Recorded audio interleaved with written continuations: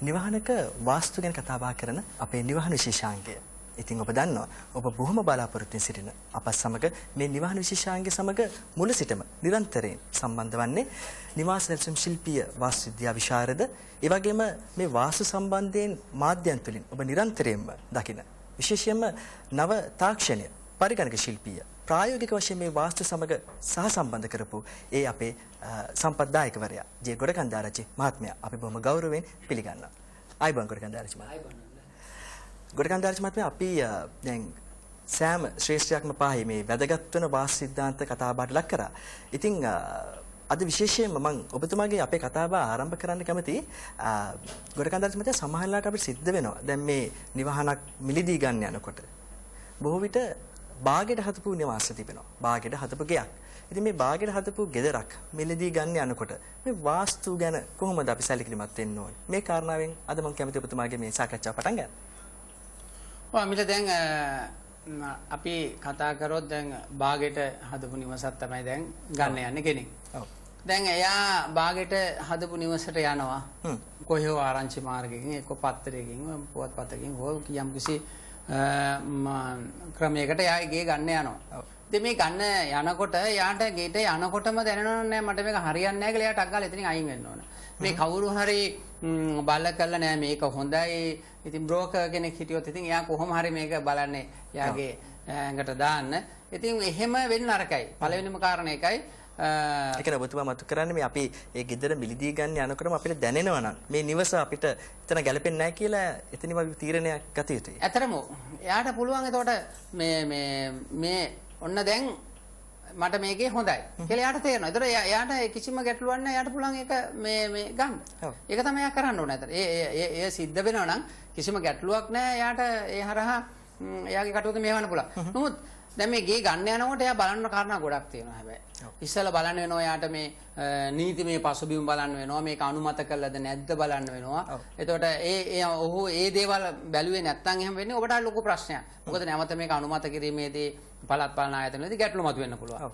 ඉතින් ඒ වගේම තමයි දැන් බාගෙට හදලා තියෙන ගයක් ගන්නකොට දැන් මේකේ පදිංචි වෙලා හිටියද නැද්ද කියන එකත් ප්‍රශ්නයක්. එයා පදිංචි වෙලා හිටියේ නැත්නම් යාට බොහෝ කරුණු බලන්න සිද්ධ වෙනවා. පදිංචි වෙලා නම් සාමාන්‍ය මොකද හේතුව දැන් පදිංචි වෙලා නැත්තේ මෙයා සමහරලාට අවට මෙයාට টয়ලට් පිට් එකක් දාන්න විදිහක් නැහැ. මොකද හේතුව අවට නිවාසවල පිහිටි ලිංග රටාව හින්දා. එක්ක මෙයාට ලිඳක් කපන්න විදිහක් නැහැ. මොකද හේතුව මේ අවට පිටලා තියෙන වැසිකිලි වලවල් නිසා. ඒ ප්‍රශ්නේ හින්දා සමහරලාට මේක වෙන්න පුළුවන්. එහෙම නැත්තම් වතුර ගැලීමකට ලක් වෙන්න පුළුවන්. ඒ වගේම ඒ කිට්ටුව එක්ක තියෙන්න පුළුවන් ලොකු කර්මාන්තශාලාවක් ආරම්භ කරලා තියෙන්න පුළුවන්. ඒ හින්දා දැන් මේ ගෙදරට ගැටලු මතුවෙනවා. ඒ නිසා යා මේක විකුණන්න පුළුවන්. මේ වගේ දේවල් කිරියත් ඔබ අනිවාර්යෙන් බලන්න. මේවා දැන් වාස්තු නෙමෙයි. මේ වාස්තු නෙමුත් වාස්තු වලට මේ නිවසකට අදාළ කරුණු කාරණා. මේවට ඕගොල්ලෝ මේවා කෙරේ අවධානය යොමු නොකර මේවා මිලදී ගැනීම නිසා වෙන්නේ මොකද? ගෙදර ප්‍රශ්න වැඩි කරගන්නවා. ඔව්. ගෙදර ප්‍රශ්න වැඩි කරනවා. දැන් ඉතින් මේවා එක එක පිට දානවා. ඒක අපි පුරුදුලා තියෙන එක එක බේර ගන්න බැරිම ප්‍රශ්නේ වාස්තුවට දානවා. ඒක තමයි අපේ ක්‍රමවේදය වෙලා තියෙන්නේ. දැන් මෙතනදී බාගෙට හදලා තිනවා නම් ඔබේ යුතුයකමක් එයාගෙන් අහන්න කොහෙද මුල් ගාලා තියලා තියෙන්නේ? මොකද්ද හදපු නැකත? ඒ වගේම තමයි මේකේ බිත්ති දිහා බැලුවම මේගොල්ලන්ට අතිවාරම දිහා බැලුවම කියන්න පුළුවන් අතිවාරම කොහොම ශක්තිමත් භාවය කියන්න පුළුවන්. බිත්ති ඇතරම බිත්ති මේක 9 අඟල් 9 ගිහිල්ලාද 4මාරද සිමෙන්ට් බ්ලොක්ස්ද මැටිකල්ද මේ තමන්ට ඒක තීරණය කරන්න පුළුවන් බාගෙට හදලා තියෙන නිසා. ඉතින් මේ දැන් ඔබ නිවසක් මිලදී ගන්නකොට මේ කරුණු කාරණාදී බලන්න ඕන වගේම දැන් ඔබ බලන්න ඕන ඇත්තටම දැන් අපි වාස්තු සම්බන්ධයෙන් දැන් හුඟක් අය දැනීමක් තියෙනවා. එතෙන්දී යාට වැටහුණාද දන්නේ නැහැ.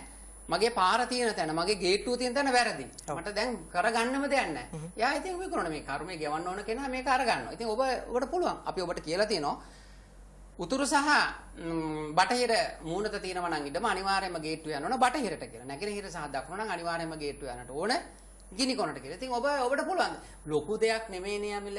අර සුළු මුදලකට ගන්න පුළුවන් මාලිමාවක් අරගෙන තමන්ගේ ගේ මැද්දට ගිහිල්ලා මේක බලන්න. අපි ඔබට කියලා තියෙනවා. මෙන්න මෙහෙමයි මේක බලන්න කියන එක. දැන් ඒ කියන්නේ මේ දේ තමන්ටම කරගන්න පුළුවන්. කරගන්න පුළුවන්. මේ දේ ඔබ කරන්නේ නැතුව කවුරු හරි ගෙන්නන කොහෙන් හරි ගෙනල්ලා මේ මිනිස්සයා ඉතින් දන්න එකයි නොදන්න එකයි ඔක්කොම කියන අන්තිමට අපරාධයක්. ඉතින් ඔබට දැන් අර කරුණු කාරණා වගේම ඔබට පුළුවන් එතකොට කුස්සිය තියෙන්නේ කොහෙද?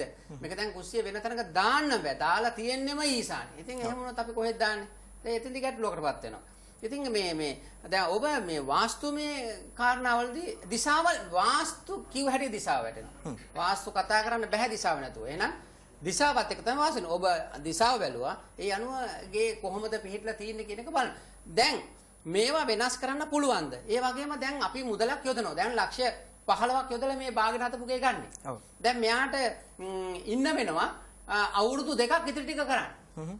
ඔබ ඒක හිතන්න ඕන. දැන් මට අවුරුදු 2ක් මේකින. දැන් මේකේ වරදකුත් තියෙනවා. මානසිකව තැවෙන්නේ ඇයි? අපි වෙන්නේ එකට නොයා. මිනිස්සු හිතන මේ විවිධ වාසි තියෙන නිසා මේවට ඉක්මනට දුවන්න. මේ නිසා වෙන්නේ මොකද? ඔබට ගැටලුවක්. මොකද ඇත්තටම ඔබ අලුතෙන් හෝ හදාගෙන යන හෝ නිවසක් මිලදී ගන්න අනිවාර්යයෙන්ම අමිල ඔබට පුළුවන්කමක් තියෙනවා වාස්තු ශාස්ත්‍රය සම්බන්ධයෙන් දැනීම තියෙන කෙනෙක් ලවා ඒ පරීක්ෂා කරගන්න. එතකොට ඔබට තව වාසියකුත් තියෙනවා. ඔබට ඩිමාන්ඩ් කරන්න පුළුවන්. මොකද්ද? මේකේ කුස්සිය වැරදි. මේකේ ගේට් එක වැරදි. මේකේ ලිඳ වැරදි. මේකේ টয়ලට් පිට වැරදි. ඒ නිසා මට මේ වියදම යනවා. එයාට කියන්න පුළුවන්.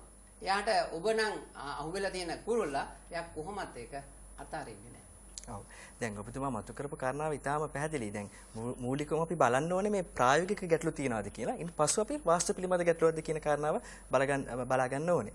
දැන් ගොඩකන් දාරච් මහත්මයා දැන් අපි හිතමු හොඳයි. දැන් වැරදිච්ච නිවාසයක් තිබෙනවා. සිද්ධාන්ත අනුකූලව යම්කිසි වැරද්දක් තියෙන නිවසක්. අපි කොහොමද නිවැරදි කරගන්නේ? මම හිතන්නේ අද ඔබතුමා ඒ ගැන විශේෂයෙන් කතා බහ කරන්නත් සූදානම්. අපි පොඩ අපේ දයාබර ප්‍රේක්ෂක වෙනුවෙන් කතා බහට ලක් කරොත් මේ කොහොමද වැරදිච්ච නිවාසයක් අපි සකස් කරගන්නේ? අපි පොඩ්ඩක් ඒ දේ ගැන කතා කරමු. ඔය ඇත්තටම අමිල දැන් මේ අපි ඔයගොල්ලන්ට කියලා තියෙනවා දිශාව බලන හැටි, පාද බෙදන හැටි, එතකොට කොහොමද මේ දිශාවලට මොනවද එන්න ඕන, වටපිටාව බලන හැටි. දැන් අපිට ඒක ඉස්සෙල්ලා ගුණ නීතිමය ප්‍රශ්න. ඉතින් මේ ආදී කරුණු කෙරෙහි අවධානය යොමු කළා ඔබට සාමාන්‍ය වැටහීමක් තියෙනවා ඔබේ නිවස ගැන අවබෝධයක් ගන්නට. දැන් නමුත් යම් තැන් තියෙනවා මේක ටිකක් විසඳ ගන්න අමාරු තැන්. අපි චුට්ටක් මේකේ බලමු. ඔව්. අපි මේකේ බැලුවොත් ඔබට පේනවා ඇති මේ නිවස තියෙනවා. මේ නිවස තියෙනවා. දැන් මේ නිවසේ ඔන්න බලන්න මේ ඉඩම තියෙනවා. මේ ලොකු ඉඩමක් තියෙන්නේ. මේ ඉඩමේ පාරක් මෙහෙන් දාලා තියෙනවා. ඇත්තට මේක ලොකු ඉඩමක්. මේක අක්කයි නංගිටයි මං හිතන්නේ මේක බෙදලා දීලා තියෙන්නේ. අක්කටයි නංගිටයි මේකේ ඉඩම බෙදලා දීලා තිනවා. මං ඔබට කියලාම තියනවා මේ පාර ගැන.